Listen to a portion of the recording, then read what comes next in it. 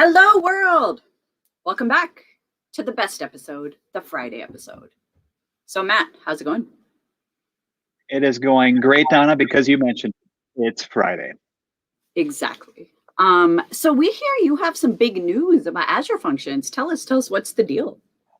We do. I mean, it has been a huge week for Azure Functions. And one of the reasons why is because Azure Functions has announced Python support for durable functions. So let me get into this just a little bit. First, Python's a huge up and coming language. I'm not going to even say it's up and coming because it is there already. But so it's totally there. And it's a higher level language because it's easy to use, but super important for like data scientists and just for people getting started with it. So Python appeals just a ton of people. And for durable functions, what that does is if you're down in a serverless space like Azure Functions, is what Functions does is that it's great for what I'll call fire and forget. It's super easy that you call a function, it works, and then it's done. It does one thing and doesn't do anything else. So it's stateless. But what durable functions does is that it gives you the ability to add state to your function. So you call it and then it remembers what you did, and you can call another one. So you can kind of chain these functions together. Yeah. So we had durable function support for .NET and JavaScript, and now we have it for Python. I love that. So, that is so cool. Yeah, isn't it? So it's great. So now we're expanding to the world for everybody. And now we also, I mentioned it was a big week for Azure Functions, and now we also have .NET 5 support in Azure Functions, which me being a .NET developer, super excited about. And I'm going to get kind of nerdy here, is that Functions have also announced that they have isolated .NET runtime support too, meaning that you can run on .NET 5 or, bring it back down to .NET Core 3.1. It doesn't matter. You're not tied to the runtime engine underneath. I think it's cool. I don't know. And also, I think it's inclusive. Right? It's just more inclusive. It's saying like you don't have to graduate to the latest and greatest thing. You can actually continue to use whatever you're used to using and what you have been using. So I am, of course, not a high user because I'm like that, but I appreciate all of you. Exactly. Yeah, exactly. We're not pushing you into using the latest and greatest just in case you're not ready to update yet. And you're also Node.js 14 support as well. So it's like we're all the greatest things. Here we go. You want to update? You want to use the latest and greatest? Azure Functions. Here we go. And that's a big week, Donna. I mean, Python, durable function support, latest and greatest Node.js, latest and greatest .NET, all in one week. Donna, there has been a team that has been very busy. It's been the Azure Functions team. Very busy. Yeah. We're like, dear all of the creators of these things, thank you, because now the audience can go and geek out all weekend. And I love big nerd weeks like this because there's just this sense of energy. And, after Ignite, we're like, all right, now what's next? Are we getting ready for build? Like, who's ready for build? I am ready for build. So I love all these like pre-announcements before build. Speaking of pre-announcements, I have a thing coming up in the month of April. I will be hosting a series with the Microsoft Reactor called Accessibility April's Pound Include Accessibility. So anyone who's not an object-oriented dev is like, what is that? I'm like, oh, come on, please. So Pound Include Accessibility. And I would love stories from our disabled and neurodivergent friends out there on your best productivity hacks, because we could really, really use your knowledge so we can learn from it. I actually love your productivity hacks because they work better for me than anyone else's productivity hacks.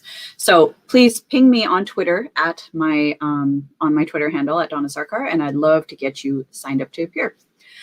All right, we've got a jam-packed agenda, so of course we have to get to it. First up, we've got our amazing Betsy Weber talking to our incredible MVP, Adam Wisniewski from Chicago, who's built like a lot of HoloLens apps. I think it's like 50 HoloLens apps. He's awesome.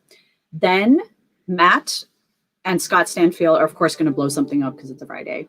And then the amazing Chloe Condon is going to bring one of our student ambassadors on to talk to you all about the ambassador program, Imagine Cup, and the good stuff.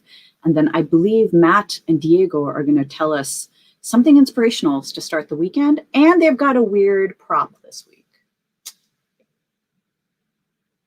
All right. I think it's time to call in Betsy. Betsy. I am. Hello, world. My guest today is an MVP from Chicago who has developed over 30 Microsoft HoloLens applications. Welcome, Adam. Hi, Betsy. Thanks for having me. I'm so glad you're here. So, Adam, you were first awarded the MVP award in 2019. How did you become an MVP? It was interesting, Betsy. My pathway to an MVP is probably more of a non-traditional path. I have quite a few people that I know that have been MVPs for years in cloud and in other areas. And it was really when the Microsoft HoloLens came out that I really took more of a deep dive in a very, very specific area of development, and that was HoloLens. It was extremely exciting for me to build mixed reality applications and work with different depth sensing technology, et cetera. So the HoloLens really gave me almost a renewed passion in development. I've been a developer for over a dozen years, and here comes this new device that kind of reignited excitement about building different experiences. That's great. So you are always on the cutting edge of technology. How do you continue to learn and to stay on top of all that new tech? So it's interesting. I definitely leverage a lot of the knowledge of my peer group among different MVPs. A few years ago, I got much deeper into Xamarin, for example, and it was an area that I was able to kind of reach out to different experts in and really get more knowledge and be able to contribute to the community more, and then get to a place where now I'm kind of helping to promote not only the framework, but also help evangelize it for different mobile developers. So the pandemic has created new challenges to keep our workplaces safe. What are you working on around this challenge? So, COVID has affected so many people around the world, and in the spring of last year, I joined forces with a couple people to begin working on a project called Distant Together AI. And it actually leverages Microsoft's Azure Connect device, which I actually have here. Many of you are familiar with the artificial intelligence driven depth sensing camera that allows you to gain new perspectives and feed them into the lens and build different machine learning applications, et cetera. So we're able to use this device to set up in large atriums in different buildings to help detect masks and social distance adherence. So it was one of those passion projects that I really had a chance to sink my teeth into, and of course had a little bit more extra time with being at home more as opposed to commuting, et cetera. So it's certainly something that is near and dear to my heart. Unfortunately, I lost my aunt last spring to COVID, right actually in the middle of the project. So there was a whole different reason why I was doing it, in addition just to be creative and develop some cool technology. I'm so sorry to hear about your aunt, Adam. I appreciate you making the world safer. Now, when it comes to working with your community, what are you doing to make your community better? So one of the things that I love about the MVP community is there is not one person that I've emailed or reached out to in social media that hasn't responded with some type of positive affirmation or offering a helping hand.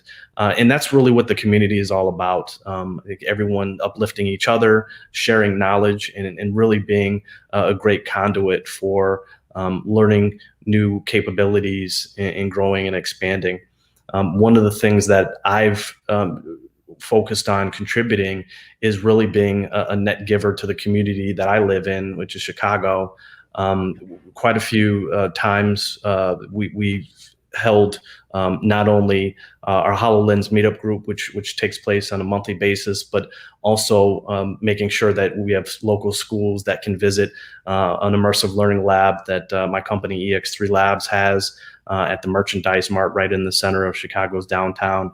So we often have kids that can come in and try on these different devices, especially in underrepresented communities, which I think it's really, really important that we give back. So those are the two big things on the community side: the Chicago HoloLens Meetup Group and the Immersive Learning Lab mission, which is we help underrepresented communities have better access to technology.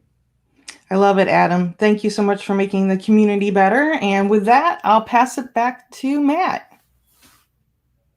Wow, thank you so much, Betsy and Adam. And Adam, that's amazing work that you're doing. And now that I know that you're a Xamarin developer and a HoloLens developer, those are two of my favorite things. And I'm also from the Midwest. I'm from actually Madison, Wisconsin. So next time I get back there, I'm totally looking you up in Chicago. So awesome. Thank you so much. I really appreciate it. All right, so next up, we have the most dangerous segment of Hello World. It's going to be 24 Hertz with Scott Stanfield. All right, hey, Scott. All right, so last night we kind of went over this. We practiced it a little bit. So tell us and all our viewers, what is the Hello World for electronics? To me, it's well, in software, when we learn a new language, all we want to do is write the minimum amount of code to make something show up on the screen, and it's usually the string "Hello World." And I found that the equivalent in electronics is just making an LED light up. And the reason why is it's a relatively straightforward thing to do to apply a voltage across the two pins to make it light up. And what I'm building to is, up until this show started, like 2 weeks ago, I had not made one of these things even light up. And it's kind of embarrassing. I mean, they're everywhere. They're in all of our devices. I was going to count the number of LEDs that we have around, and I just wanted to learn more about it. And I thought it was the coolest thing. About 10 or 15 years ago, people were taking these little CR2032 batteries. Let me show you these little batteries, and attaching an LED to it, and then a neodymium magnet, and then you could throw them at. Well, I'm not going to advocate for this, but you could make a bunch of these, and they will stick to large steel surfaces. I thought it was the coolest thing. It was just 3 little parts. You can make this light up. But that's just a simple trick. In fact, it's the simplest possible DC circuit. So I thought a friend of mine has been encouraging me to just experiment. I was really kind of afraid to mess around with this. And he said, if you're not blowing things up, you're not making progress. Now, so I'm going to show you what we did last night. And let me switch back to this camera first. I do have some safety glasses on. So what we have is this LED requires 3 volts, but I'm about to send it 9 volts. Okay, this is convenient because it's the voltage from 2 AA batteries, or 3 volts. But this is a lot more. It's 9 volts. And if you take the negative side, and I just think the cathode is like my cat, who's negative, and he's short-tempered, so it's the short-sided. And I attach it to the black one. Now, when I did this earlier, it actually smelled. Oh gosh, this is really fiddly. Okay, ready? And go. Oh gosh. Oh, I already burned it. Okay, that one's gone. I have LEDs all over it. Let me try one more, and I'll show you what this looks like too in slow motion. With the same camera I'm using, we filmed last night in the dying sunlight. Oh, here we go. Ready? Watch closely. Let me try to line this. Oh man, okay, I'm going through my bank of LEDs one last time. It made a really cool sound. And go. Oh, geez. Okay. That was the sound. Let me show you this video we did last night. This was a lot of fun. We filmed the same experiment in high def at 300 frames per second. And there's a couple shots. Watch this. And it's going to play it one more time at 600 frames per second. You can see, I want you to get an idea of how fast this camera is. That's just me dropping a ping pong ball. And when you have these high-speed cameras, you need to give it a lot of light to make it work. So to give you a sense, I'm not trying to capture light, which would be very difficult to do, but it was kind of fun. Matt and I did this. In order to do this, I needed to harness all the sunlight that was out there to make this work. So we only had a narrow window. Like, I can see the Golden Gate Bridge here.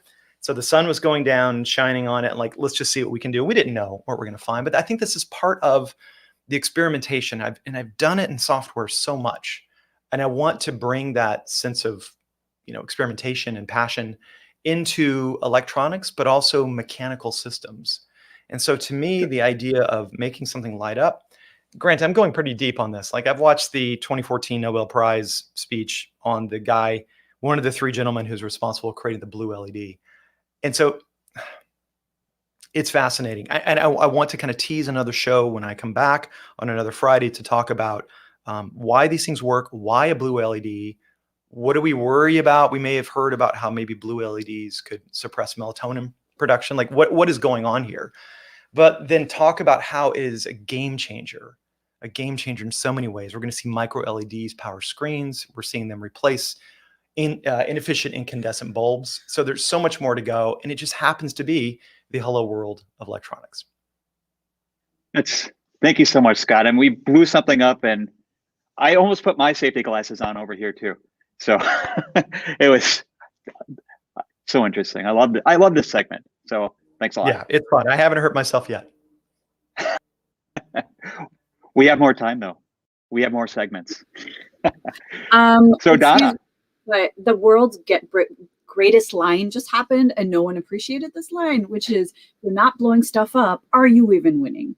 And I'm sorry, Scott, but I am stealing that line, and I'm going to use it forever. Next guest is the amazing Chloe Condon. Chloe, if you're not blowing stuff up, are you even winning? Also, I know you're blowing stuff up, and probably you're blowing stuff up with your guest, the amazing Aditya. I think we need to make merch. We have to make blowing stuff up merch. No, we just have to do this now. I love this. Scott's now started to meme. This is Hi, Aditya. I'm going to leave. Hey. Hi, y'all. I have a guest with me today. This is, of course, our student segment where we showcase all of the awesome, amazing things students at Microsoft are doing. Now, Aditya, you are a Microsoft Student Ambassador. Can you tell us a little bit about yourself and your involvement with the program? Yes, absolutely. Hello, world. Hope you're all doing well. I am Aditya. I'm currently a junior here at Amity University in India. And I just spend most of my time working and chilling with tech communities and hackathons. I've been with the program, the Learn Student Ambassadors program, for the last 1.5 years. Wow. And I'm currently a Gold Student Ambassador. I typically work with .NET, Azure, and yeah, Xamarin. That's my jam. Wow, you are our first student of the week here and a gold ambassador at that.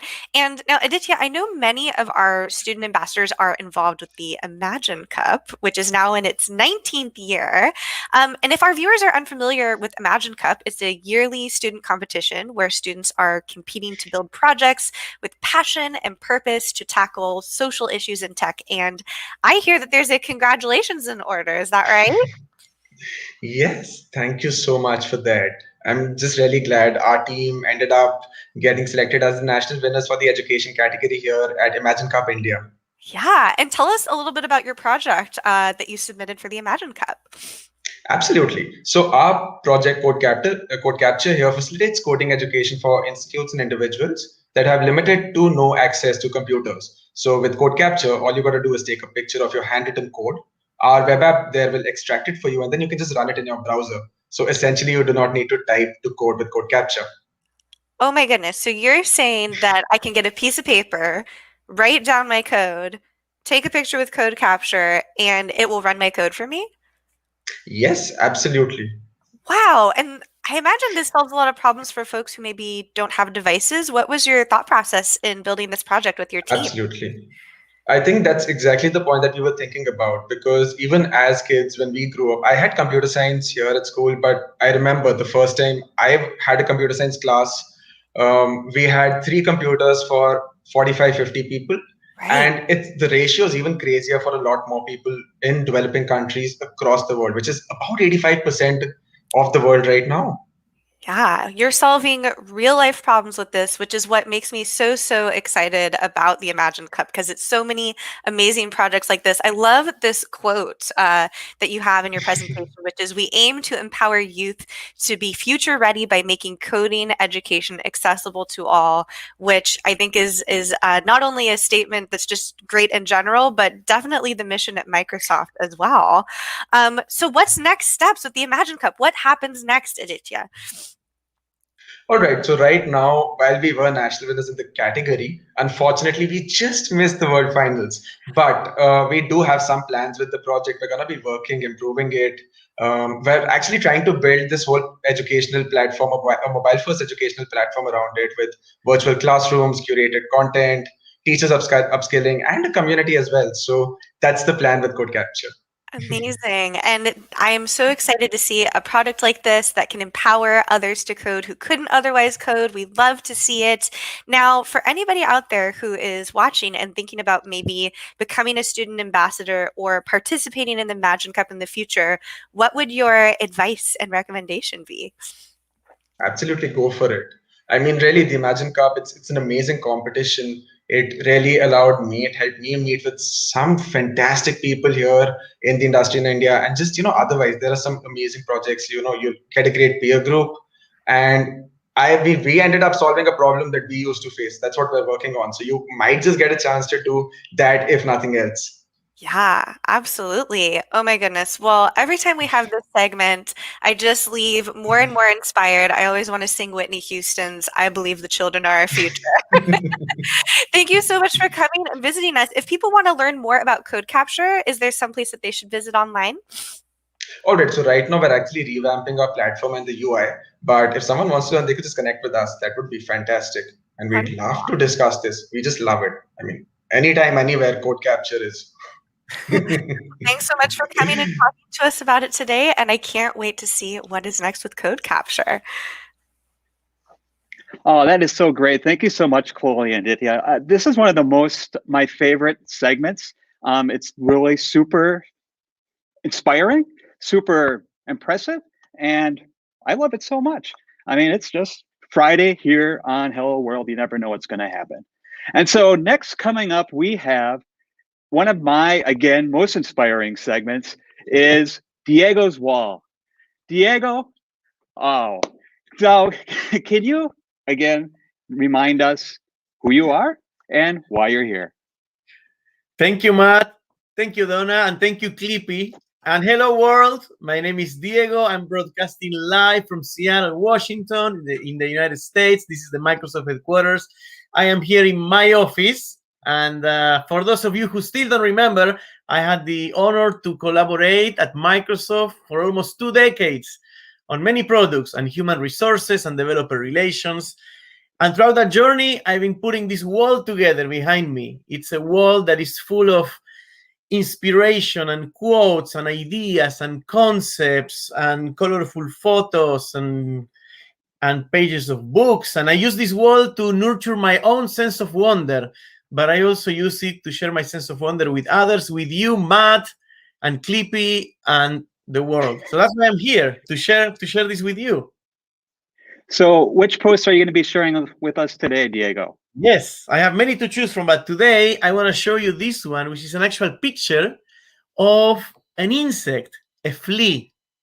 You can see right here, right there. And it says, "Be the wild flea." It's an encouragement to myself and to you, Matt, to be the wild flea. What does this mean? It's a story that I learned from the flea circus, which is something that was happening in the 1800s. And apparently the flea is the best jumper animal in the world. It can jump 150 times their height. So it would be like you, Matt, going to the Space Needle here in Seattle and jumping higher than the Space Needle, And this was a problem for the flea circus owners because they had these fleas and they would jump like very high. And they wanted to do a flea circus. So they had, this is a true story, what they would do, they would put them on a shoebox. And then the fleas would like, ouch, ouch, ouch, ouch. They would hit the floor. But they're not. So they would basically start jumping just below the wall, so they don't hit their head against the wall. And then after like a couple of days of this, the owner of the flea circus would remove them from the box and they would continue to jump low. So even though they could jump very high, they would continue to jump low for the rest of their life. For the rest of their life, they would jump low. It reminds me of my bicycle. Do you own a bicycle, Matt? Like the one with a lot of gears? And do you use all those? You know what, Diego? I don't use those gears. I use like 3 gears. And as you know, I'll tell you why. I mean, as you know, Seattle's pretty hilly, right? And so when I start up the hill, I'm really stubborn. I'm going to use this really tough gear and try to pedal up. I'm going to be proud of myself. halfway through, I go down to the lighter gear. And it's like, all right, I give up. I'm going to do a little bit lighter. And then Diego, between me and you, at the very end, I might be pushing my bike up the hill. Don't tell anybody else. Well, it's funny. My bike has 21 gears, and I also use 3. And then the reason is that we are like fleas. We are also like bikes. We have so many gears we don't use, like those gears. So we ourselves, humans, also might be jumping lower than our capacity, and that's because in the environment we're in, our family, our school, our society, mostly at work, since this is like a work, like at Microsoft, we may be jumping at employees less than because that's what we learn. Maybe at some point, like the shoebox, it makes sense to jump low because there was a ceiling, but now the ceiling is not there and we still jump low. So be the wild flea. Why is that my statement? Because you have these fleas that have been domesticated and they jump low. How do you fix this situation? Very simple. You bring a wild flea that's never been in a shoebox, you put them next to them, and they're jumping very high. So this flea now looks at them and say, what the heck? And they start jumping high again. And that's because of a concept called social proof. When you were a kid and you would do something that your mom didn't like, your mom would say, if your friends jump off a cliff, would you jump off a cliff? The answer is pretty much yes. We do what our surroundings tell us. We do what our friends do. So yes, you would jump off a cliff. So the idea is that we can try to be that wild flea, jump higher, and then people that are having domesticated, sometimes in poor ways, can start jumping again. And if you cannot jump higher, bring someone who can jump higher. So that's what I wanted to encourage you to be in your environment. Be the wild flea, jump higher than everybody's to role model. That's the story for today. Oh, that's Diego. You're my wild flea. Well, I have some homework for you and for the call to action, and that is the following. Yes. So I was, jumping higher like the wild flea. That's leadership, But leadership comes at a cost. I was writing this morning names of wild fleas that jump very high. So I wrote Martin Luther King and Abraham Lincoln and Mahatma Gandhi and Nelson Mandela, John Lennon, Jesus Christ, John F. Kennedy, Harvey Milk. Great fleas jump very high, but they all paid the ultimate price. They paid with their lives. They were all assassinated, pretty much. All of this. So the question is, how can you be the wild flea, but without paying the ultimate price? So I want to recommend this book by Adam Grant called Originals, How Nonconformists Move the World. And it basically uses this idea of flea, but it talks about being a tempered radical. So you can be radical, you can jump high, but you can do it in a way that you don't pay the ultimate price. So highly recommend this book, and I will have more for you on Monday. I cannot wait, Diego. And we'll put the link to that book in the show notes for sure. So thank you very much, Diego. As always, I love it. So Donna, what did you think of the wild flea story? Okay, there's so much to. I am speechless. What just happened? We had fleas, flea puppets. Did you not see the interloper behind you? I'm like, hello. What happened? I just Something don't happened behind me. Can we bring everyone back for a second? Everyone, just come back, because I just can't right now. Like, okay, so we had fleas. We had assassination. Be a flea, don't get killed. First. Second, we had Clippy. Did no one see Clippy? Like, I'm like, Wally, were you there? Aren't you in California? Who is this imposter? It just happened. And then like Scott blew a thing up and I'm like, is no one I didn't show you the ultraviolet LED. Like, he's got ultraviolet LED. It's just I just don't understand. Like oh, there we go. Lens flare. Was this the most insane episode of Hello World that's ever happened? Like TGIF. We can do better. We can do more insane next Friday. Wow. I'm glad we're on Fridays. Yeah. Okay. So can we start the weekend with like a very important quote? Blow stuff up. Wear your safety goggles. Wear your safety goggles then. Okay, everyone. And watch out for Clippy. 2, 3. Blow stuff Blow it up.